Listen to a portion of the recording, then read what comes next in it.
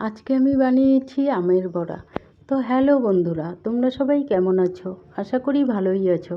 আমিও ভালোই আছি। তো প্রথমে আমি আমগুলোকে টুকরো টুকরো করে কেটে নিয়েছি। কেটে নিয়ে গ্রাইন্ডারের মধ্যে দিয়ে দিলাম। আর এর মধ্যে দিয়ে দিলাম 1 কাপ মতো দুধ দিয়ে ভালোভাবে গ্রাইন্ড করে নিয়েছি। তারপর একটা পাত্রের মধ্যে মিশ্রণটাকে ঢেলে নিলাম।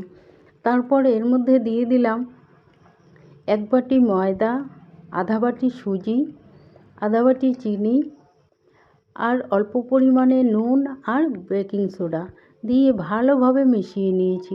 তারপর ওভেনের উপর কড়াইটা বসিয়ে দিয়ে কড়াইয়ের মধ্যে তেল দিয়ে দিয়েছি। তেলটা গরম হয়ে এলে হাতের সাহায্যে ছোট ছোট বড়ার আকারে দিয়ে দিলাম। দিয়ে এক পাশ লাল লাল করে ভাজা হয়ে গেলে একটু উল্টে দিলাম অপর পাশটা হওয়ার জন্য। অপর পাশটা হয়ে এলে এগুলোকে নামিয়ে নিলাম। তারপর আরও কিছুটা মিশ্রণ ছিল, তো মিশ্রণগুলোকে আবারও দিয়ে দিলাম একে একে।